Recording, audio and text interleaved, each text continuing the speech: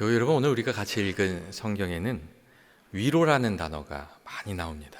3절을 보면 모든 위로의 하나님이시며 그런 구절이 있고, 또 4절에는 우리를 위로하사 하나님께 받는 위로로서 능히 위로하게 하시는 이런 표현이 위로에 관련된 표현들이 많이 나오고 있습니다. 오늘 우리 함께 읽은 본문에는 위로라는 단어가 10번이나 나오고 있습니다. 사도 바울은 왜 이 위로라는 말을 반복해서 이야기하고 있는 것일까요? 그것은 우리에게 위로가 필요하고, 우리 삶 속에 많은 고통도 있고 고난도 있지만 동시에 우리의 연약함을 아시고 긍휼히 여겨주시는 하나님이 계시기 때문에, 위로의 하나님이 계시기 때문에 이 위로에 대한 이야기를 하고 있습니다. 여러분, 하나님은 어떤 분이십니까? 오늘 말씀을 보면 우리 하나님은 모든 위로의 하나님이시라고, 우리를 긍휼히 여기시고 우리를 위로해 주는 모든 위로의 하나님이시라고 그렇게 말씀해주고 있습니다. 하나님께서는 절망 중에 있는 이들에게 소망이 되어주시는 분이시고, 또 우리를 위로하기 위해서 자기 아들을 이 땅에 보내신 분이시라고 이 성경은 우리에게 이렇게 말씀해주고 있는 겁니다. 이사야서 40장 1절 말씀을 보면 하나님께서 내 백성을 위로하라, 내 백성을 위로하라 하는 그렇게 말씀하시는 것을 읽을 수가 있습니다.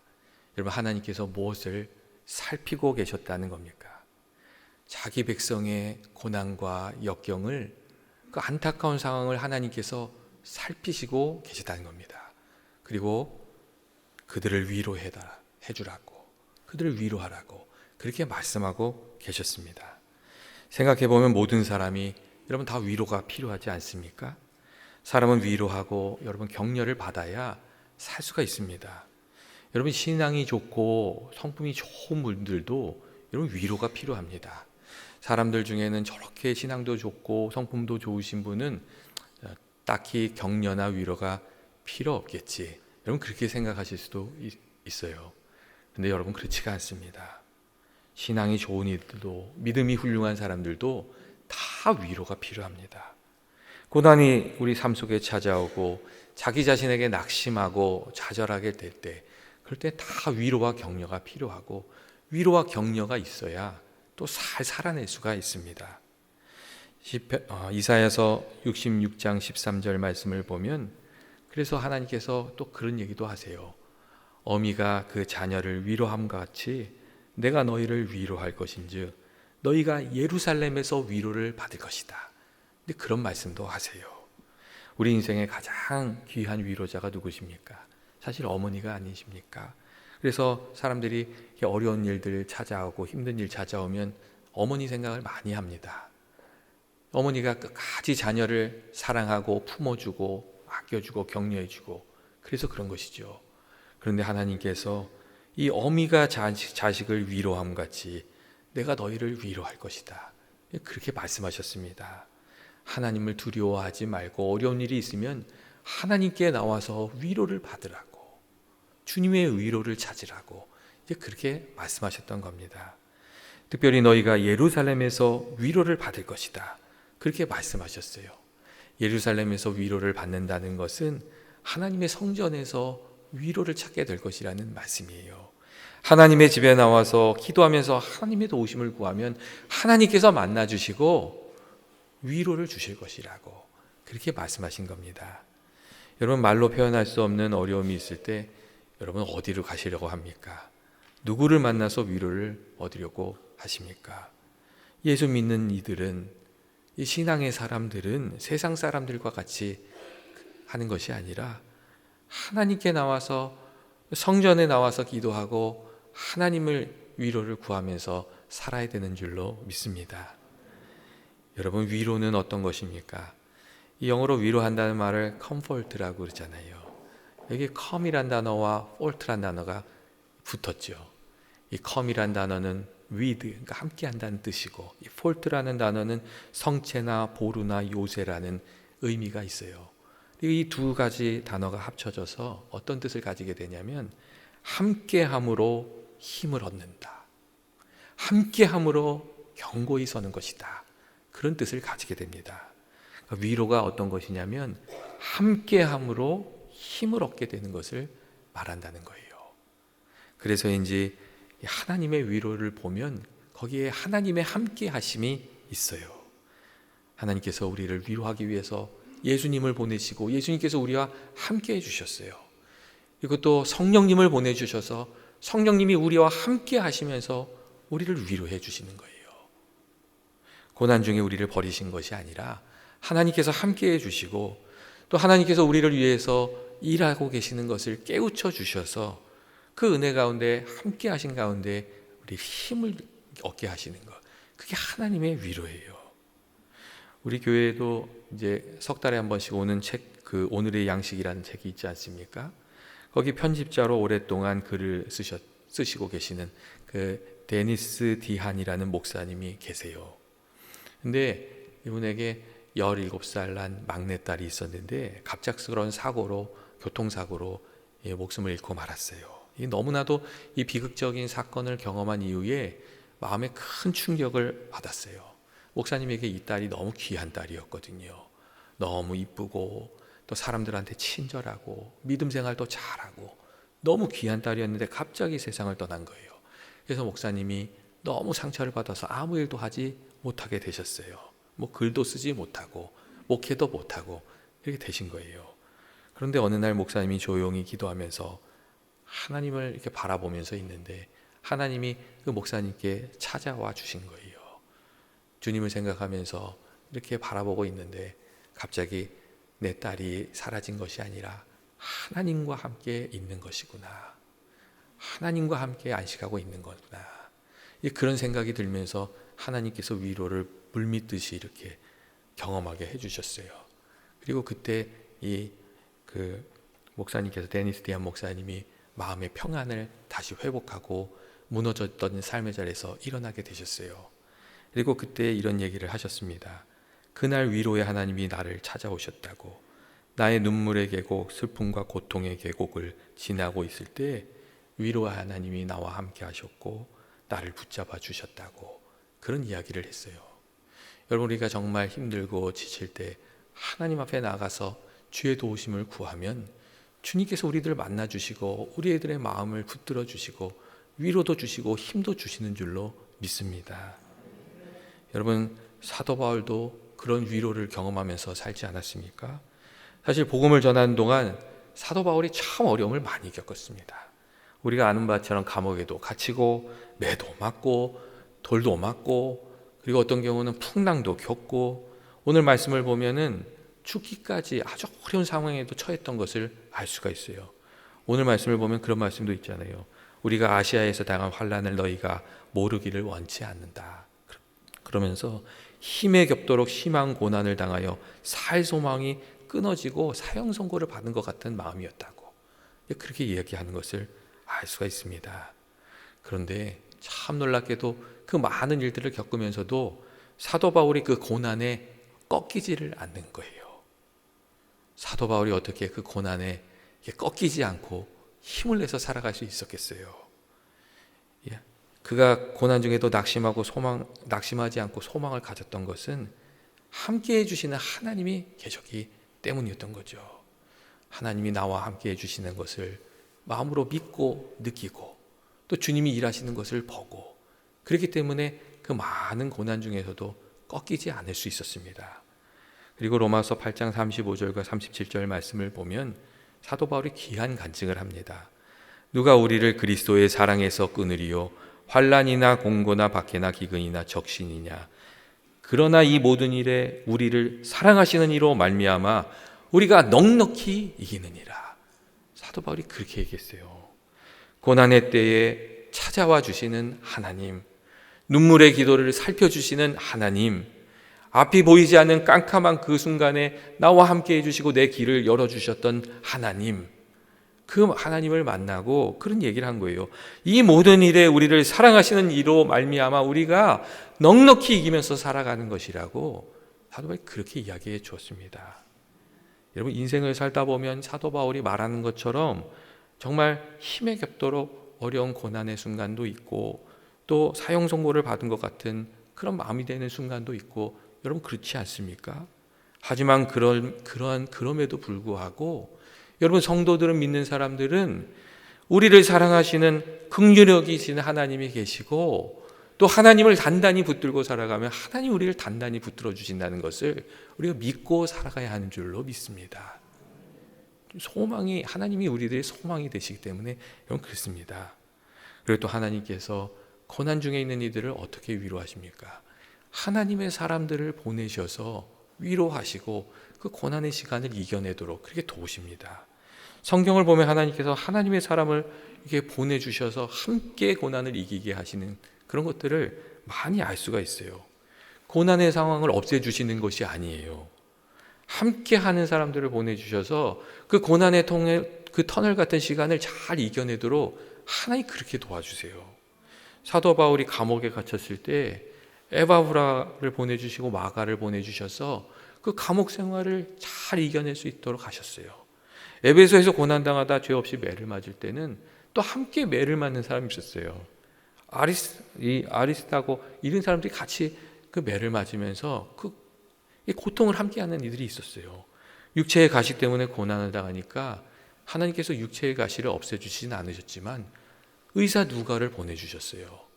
그래서 약한 가운데서도 그 하나님 맡겨준 일들을 잘 감당하도록 하나님 그렇게 도우셨어요.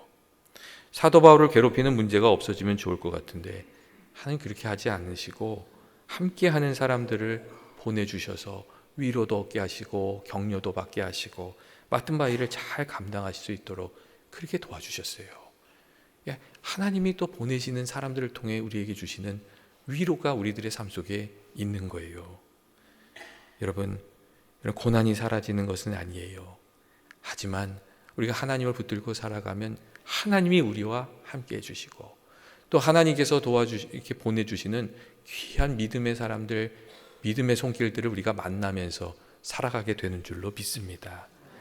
그래서 우리가 어려운 일이 있을 때 혼자 있는 거는요, 그게 좋은 방법은 아니에요. 우리가 함께 있을 때 믿음의 공동체에 있어야 되는 거죠.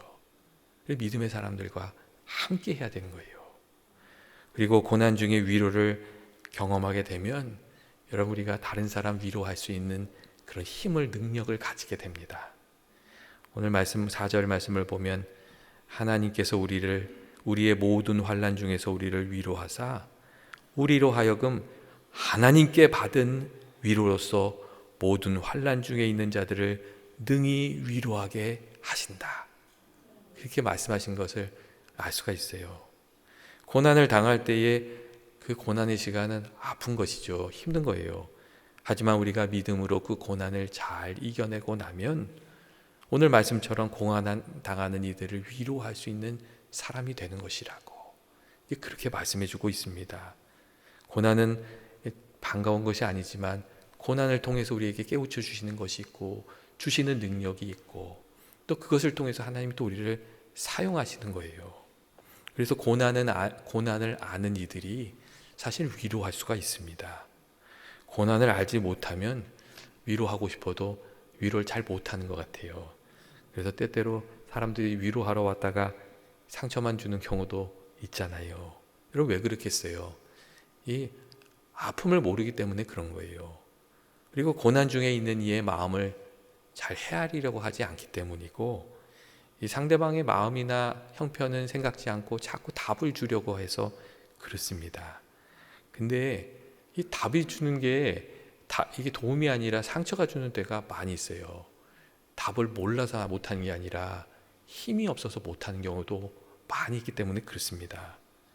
그래서 자꾸 답을 주면은 이게 선한 뜻으로 하기 때문에 뭐라고 하지는 못하지만 속상할 때가 있어요. 여러분, 참된 위로자는 아픔을 함께하는 사람이고 격려를 주는 사람이고 이 고난의 과정을 통과하는 동안 같이 그 길을 걸어가 주는 사람이라고 그렇게 이야기를 합니다. 말로 이렇게 저렇게만 하는 사람이 아니라는 거죠. 심리학자 칼 로저스라는 사람이 아주 의미 있는 이야기를 했어요. 뭐라고 얘기했냐면 위로는 고쳐주는 행위가 아니라 이해해주는 것이고 인간은 이해받을 때 스스로 회복할 수 있는 힘을 가지게 되는 것이라고 그렇게 이야기했습니다. 그러니까 위로하고자 하면 그래서 우리가 이해해주는 말을 좀 많이 해야 되는 것 같아요. 이게 참 쉽지 않으셨겠어요. 또 그 일을 하시느라 어려움이 많으셨겠어요. 지금 참 힘드시겠어요. 이게 우리가 이렇게 사람들의 말을 듣고 이해해주고 공감해주는 그게 위로를 하는 방법이라고 이렇게 이야기해주고 있습니다. 그리고 우리가 이게 함께 해주는 게 우리가 생각하는 것보다 훨씬 능력이 있습니다. 로마서 12장 15절 말씀을 보면 사도 바울이 즐거워하는 자들과 함께 즐거워하고 또 슬퍼하는 자, 우는 자들과 함께 울라. 그런 말씀이 있지 않습니까? 여러분, 함께 하는데 거기 능력이 있어서 그런 거죠. 이런 기뻐하는 사람들과 같이 기뻐하면 기쁨이 커지잖아요. 같이 안 해보셨죠? 사람들이 마음이 좁아가지고 남 좋은 일 있으면 마음이 자꾸 좁아져서 슬퍼하는 이들, 우는 이들하고 같이 울면 어떻게 되겠어요? 그러면 그 안에서 위로의 능력이 나타나죠. 그러니까 사도 바울이 기뻐하는 이들과 함께 기뻐하고 우는 이들과 같이 울라, 그렇게 얘기해 줬거든요. 근데 우리가 그게 잘 못하는 게 그게 늘 문제인 것 같아요. 그런데 여러분, 예수님은 어떠셨습니까? 기뻐하는 이들과 같이 기뻐하고 슬퍼하는 이들과 같이 눈물을 흘리시고 그러셨어요. 성경에서 가장 짧은 구절이 요한복음 11장 35절이라고 이렇게 하더라고요. 그 구절이 원문으로는 에다 크레센 호 이에수스라는 그 구절인데 그냥 직역을 하면 예수가 울었다 하는 구절이에요. 예수가 울었다. 근데 이 구절이 어디 나오냐면 나사로가 죽은 이후에 누이들이 예수님을 만나고 나사로 때문에 막 울을 때 나오는 구절이에요. 근데 그때 예수님이 울었다, 우셨다, 그렇게 돼 있는 거예요. 예수님이 능력이 없어서 울으신 게 아니잖아요. 나사로를 살릴 수 있는 능력이 없어서 우신 게 아니고 사랑하는 이들이 우는 것을 보고 함께 눈물을 흘려주셨다는 거예요. 그 마음을 같이 나눠주신 거죠. 그리고 주님의 능력으로 나사로를 다시 살리셔서 또 위로해 주셨어요. 여러분, 예수님이 그런 분이셨다는 거예요. 우는 이가 있으면 함께 슬퍼해 주시는 분. 그렇기 때문에 우리가 눈물을 가지고 주님 앞에 나가면 주님이 우리 그 마음을 알아주시고 받아주시고 그러는 거죠. 그리고 우리를 도와주시고, 그리고 우리가 또 주님처럼 위로의 사람이 되려면 여러분이 같이 울 수 있는 사람이 될 수가 있어야 됩니다. 그래야 정말 위로할 수가 있는 것이죠. 그리고 이 함께 해주는 것, 거기에서 위로의 능력이 나옵니다. 지난 12월 10일에, 그러니까 얼마 되지 않았죠. CBS 노컷 뉴스에 기사가 하나 올라왔어요. 이 삶의 끈을 이렇게 놓은 한 청년에게 일어난 어떤 기적 같은 일, 그게 이제 뉴스 기사로 올라왔는데 어떤 얘기였냐면 어떤 청년이 있는데 그 2년 전에 부모님이 자취하고 있는 자기를 만나러 오다가 자동차 사고가 나서 돌아가셨다는 거예요. 그리고 그 충격을 받아가지고 작은 누나도 세상을 등졌어요. 그리고 삶이 힘들었든지 그 친구가 이제 자기 SNS에다가 이제는 자기 차례인 것 같다고 그렇게 글을 남겼어요. 그리고 엄마가 보고 싶다고 엄마 보러 갈게요. 그렇게 글을 남긴 거예요. 이 마지막 문장이 마치 이 마지막 인사처럼 글을 남긴 거예요. 그런데 그 글을 본 사람들이 그때부터 가만히 있지를 않았어요. 사람들이 우르르 몰려와서 밤새 댓글을 거기에다 달은 거예요. 그리고 그게 또 릴레이가 됐어요. 제발 살아달라는 댓글도 있었고, 지금은 겨울이지만 따뜻한 봄에 벚꽃을 봐야 된다, 그렇게 올리신 분도 있었고, 팥빙수를 아직 못 먹었잖아, 그렇게 얘기하신 분도 있었고, 하여튼 그런 말들이요, 이 줄줄이 다 있었어요. 어떤 가게 사장님은 올해 귤이 맛있으니까 와서 나하고 같이 귤 좀 먹자고 그렇게 올리신 분도 있었고, 카페를 하는 사장님은 우리 가게 신메뉴가 나올 때마다 보내줄 테니까 평가를 하면 좋겠다, 평가를 해주면 좋겠다, 그런 글도 다 하셨어요. 그러니까 사람들이요, 이 청년이 살아갈 이유를 만들어주기 위해서 막 글을 달기 시작했고, 순식간에 2,000개의 글이 붙었어요. 그리고 그 상황을 또 살피던 사람들 중에는 또 SNS를 뒤져서 그 청년의 집 주소를 알아내가지고 경찰에 또 신고한 사람도 있었어요. 경찰이 가서 그 청년을 이렇게 위로도 해주고, 너 지금 혼자 있으면 안 된다고, 지금 병원에 잠깐이라도 입원하면 좋겠다고 그래서 권면도 해주고 그랬다는 거예요. 그리고 그 일을 겪으면서 청년이요 다시 살아야겠다는 마음을 가지게 됐어요. 이렇게 많은 사람들이 나에게 관심을 보여줄 줄 몰랐다고 그러면서 감사하다고 그 글을 남겼어요. 그리고 그 밑에 또 댓글이 엄청 달리고 있어요. 다시금 용기를 내서 고맙다. 살아줘서 고맙다. 그리고 당신이 절대 혼자가 아니다. 그런 그 글이 달리게 된 거예요. 교회 여러분, 함께 위로한다는 것은 사실 엄청나게 귀한 일입니다. 그리고 거기에는 이 공동체가 함께 위로한 일에는 그냥 한두 사람이 하는 것보다 훨씬 강한 능력이 나타납니다. 그리고 믿음의 사람들이 하나님 말씀을 가지고 위로할 때는 거기에 하나님께서 함께하여 주시는 또 위로가 거기에 임하게 됩니다. 여러분, 하나님께서 사도 바울이 고난 중에 있을 때에 홀로 두지 않으셨어요. 하나님이 함께해 주시고 믿음의 사람들을 주위에 두셔서 그 상황을 잘 이겨내게 그렇게 하셨어요.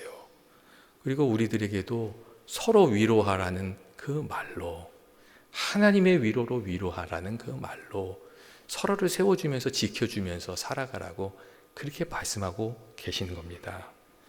여러분, 우리가 어떤 고난을 겪을 때 하나님께서 그 고난을 낭비하지 않으십니다. 그 고난을 사용하셔서 누군가를 위로하게 하시더라고요. 그 고난을 통해서 우리의 믿음을 깊이 만드시더라고요. 여러분, 하나님께서 우리 인생을 그렇게 쓰십니다.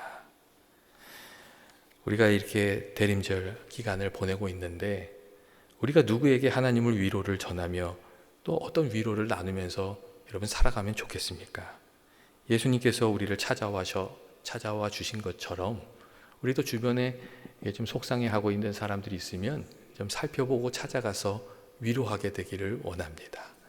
여러분, 좀 따뜻한 말도 해주시고, 그 다음에 좀 선물도 주시고, 마음도 좀 나눠주시고, 그래서 우리 가운데 위로가 가득하게 되기를 주의 이름으로 축원드립니다. 그리고 참 위로자가 되시는 주님을 만날 수 있도록, 우리의 위로도 필요하지만 주님의 위로가 사실 참 귀하잖아요. 그러니까 주님을 만날 수 있도록, 그리고 주님을 의지할 수 있도록 우리가 기도도 해주고, 그리고 주님을 가까이 할 수 있도록 이게 우리가 돕는 것, 이게 우리가 감당해야 될 일인 줄로 믿습니다. 하나님이 주시는 위로도 우리 가운데 가득하고, 또 성도들이 나누는 위로도 우리 가운데 가득해서 정말 주님이 말씀하시는 그 복된 삶이 우리 가운데 가득하게 되기를 주님의 이름으로 축원드립니다.